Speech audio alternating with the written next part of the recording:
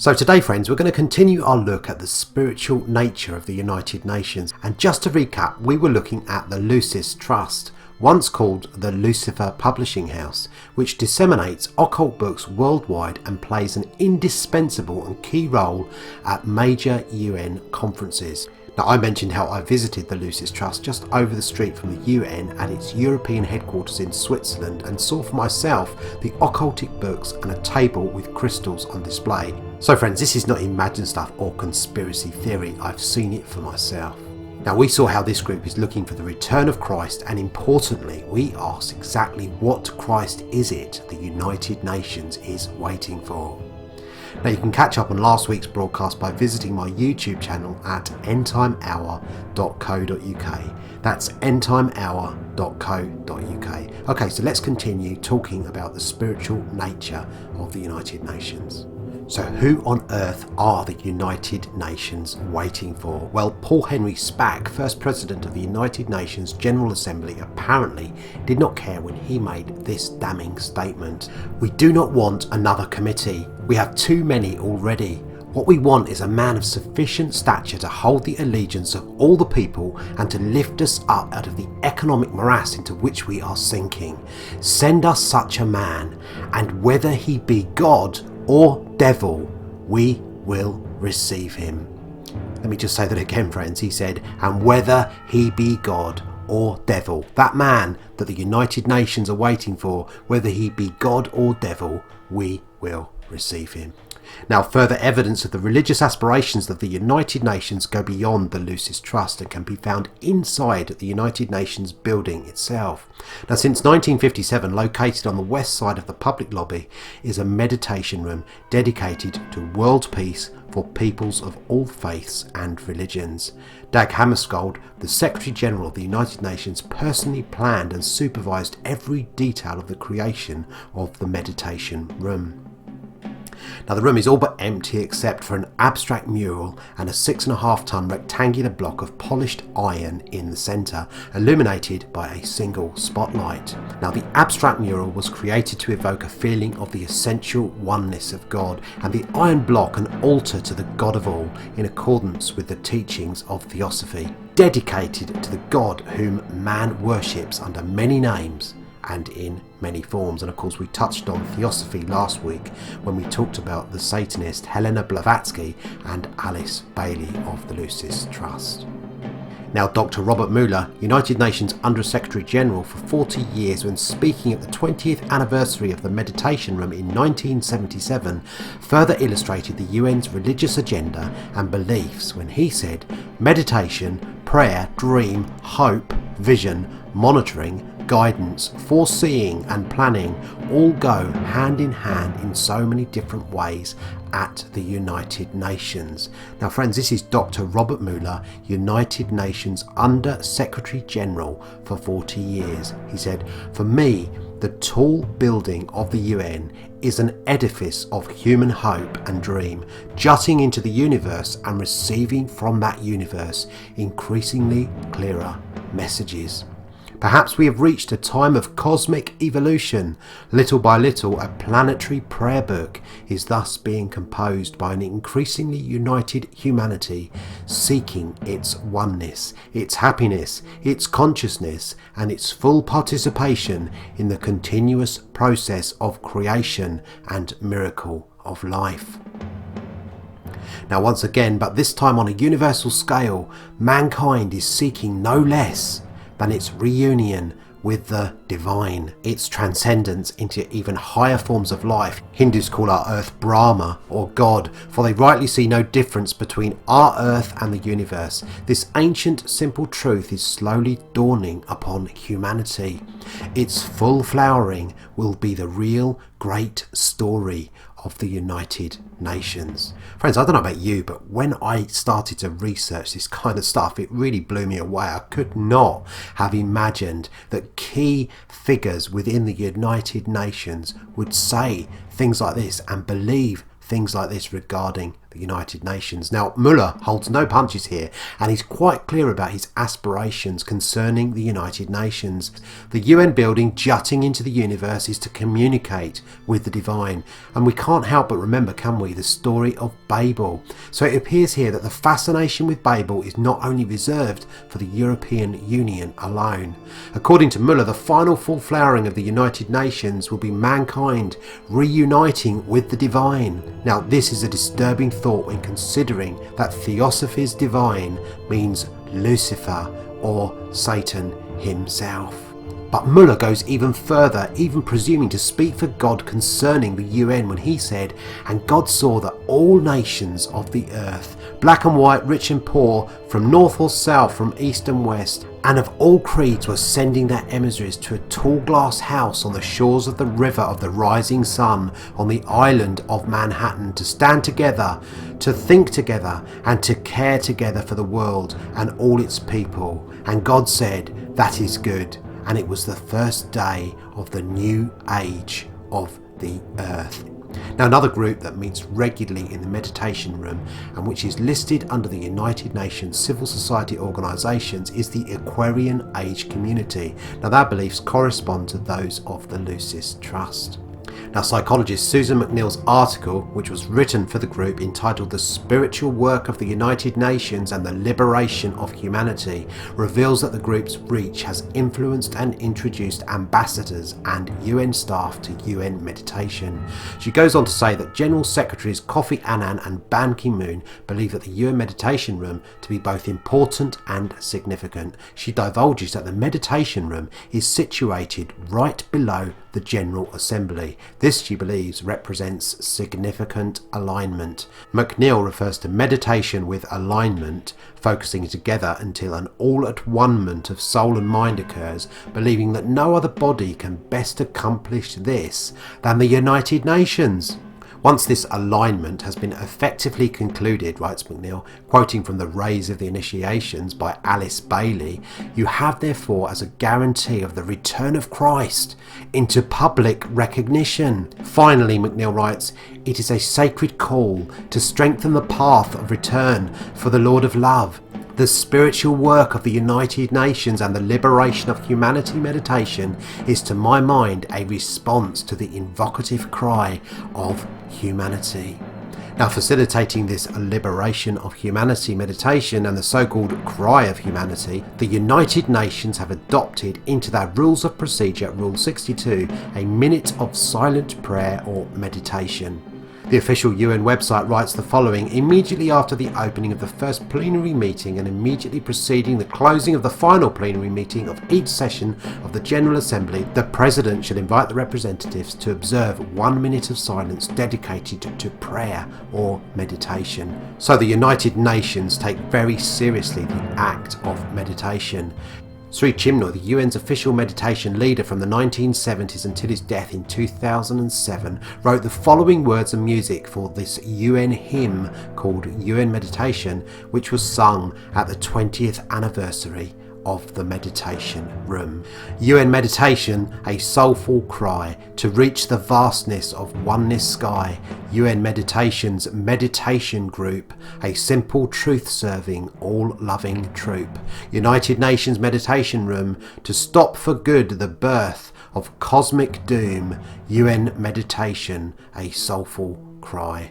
Now, furthermore, a meditation prayer entitled The Great Invocation has been adopted and used by United Nations associated groups, written by Alice Bailey, who apparently received it while in a trance through a member of her so-called spiritual hierarchy. The invocation is a call for Christ to return to earth. From the point of life within the mind of God, let light stream forth into the minds of men. Let light descend on earth. From the point of love within the heart of God, let life stream forth into the hearts of men. May Christ return to earth. Now remember, friends, when Alice Bailey and others at the United Nations talk about Christ, they are not talking about the biblical Christ. And we know that, friends, because they're not basing their beliefs on the foundation of biblical doctrine. They're basing their beliefs on this theosophy, this Luciferianism, this New Age concept of Christ, this cosmic Christ, this Christ that doesn't appear in bodily flesh but is somehow invoked in us all, in all of humanity, to bring humanity together. Friends, and as I said last week, that is nothing less than the Antichrist spirit.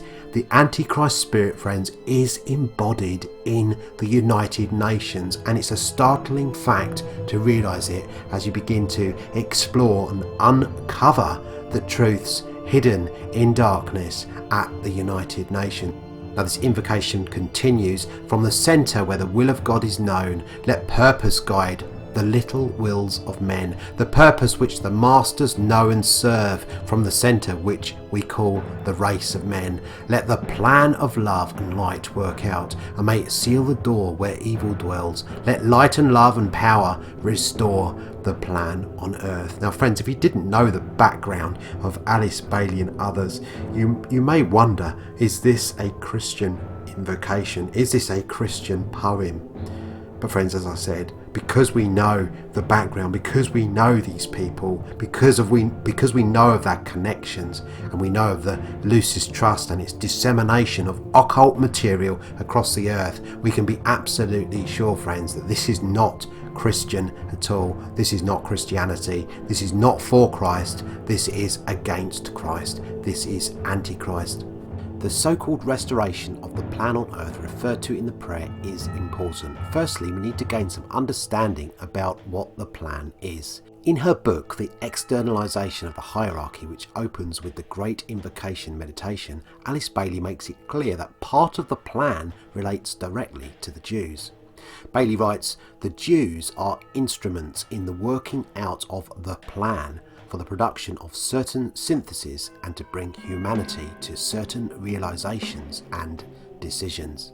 Bailey believed that the Jews represent the energy and the life of a previous solar system, and that they are the descendants of a people that failed to make the grade.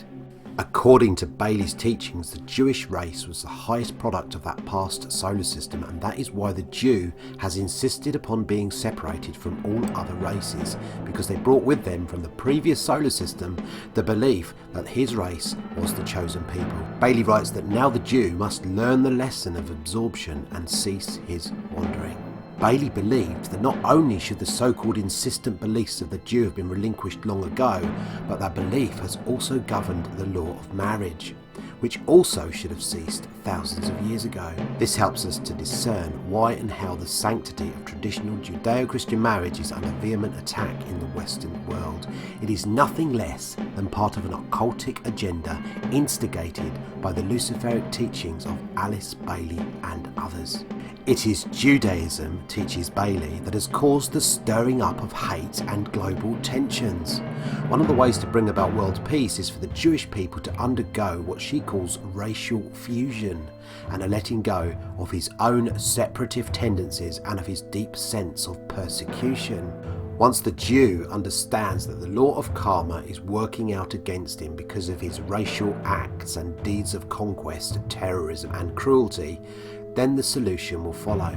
However, as yet, Bailey writes, the Jews neither share understanding, love or right action in helping to arrive at the solution. Bailey writes, this problem is also capable of solution if properly recognised for what it is, and if coupled with an effort by the Jews themselves to solve it, and to be cooperative in the world efforts to adjust their problem. This they have not yet done because the average Jew is lonely and unsettled, able to do little to put himself right before the world. Now friends, Hitler believed the same but was less choosy with his words.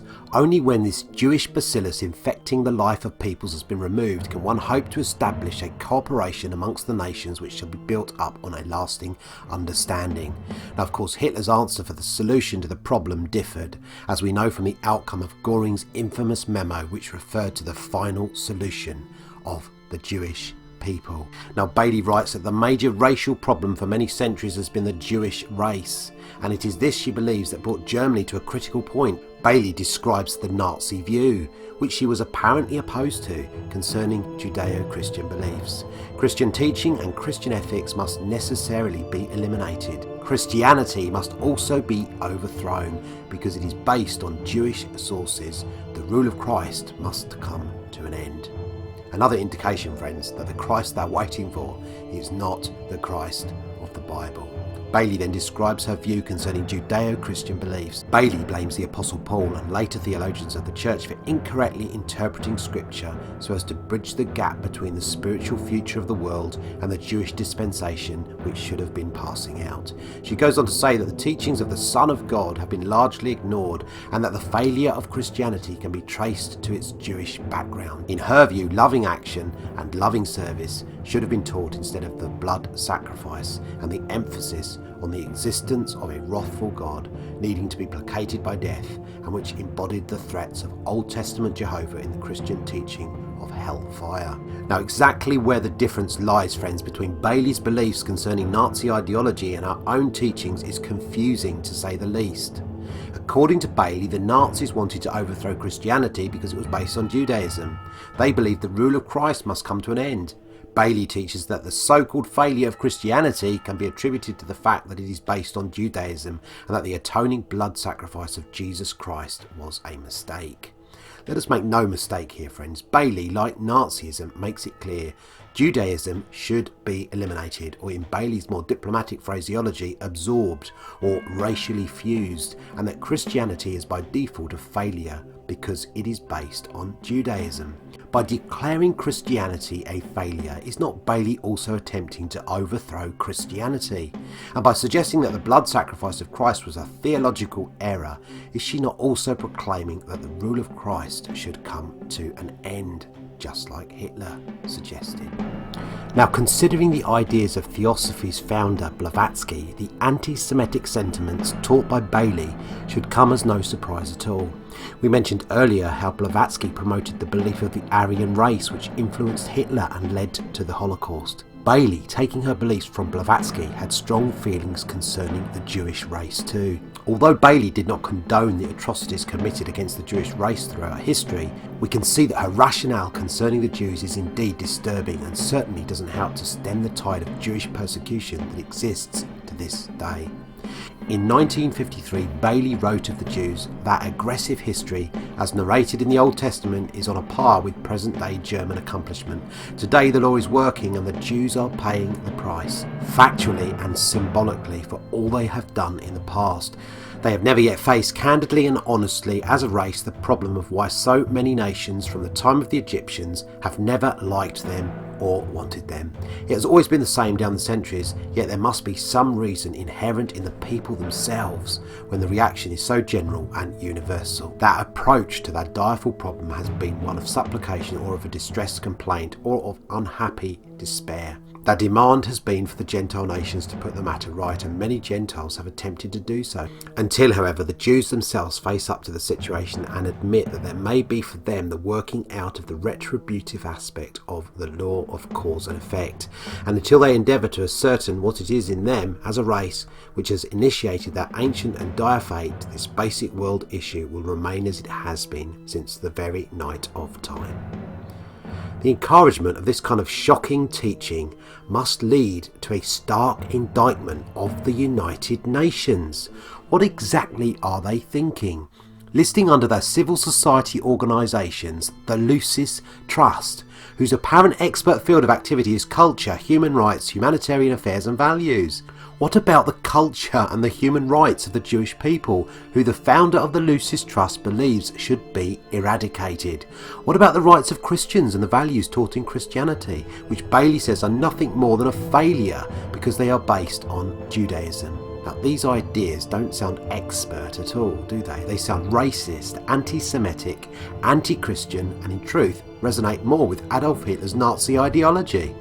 But Bailey gets away with this malevolent teaching because she has carefully packaged it with a terminology like the plan of the Great Invocation in order to hide her true demonic agenda. Now friends, taking into account everything we have discovered so far, last week and also in previous weeks when we talked about the Nazi roots of the European Union, but also the anti-Semitic and anti-Christian teachings propagated through the United Nations civil society organisation, the Lucis Trust, and the UN's own occultic aspirations, it's not too difficult, is it, to imagine how the Bible prophecies concerning the rise of the Antichrist could easily be fulfilled in our day.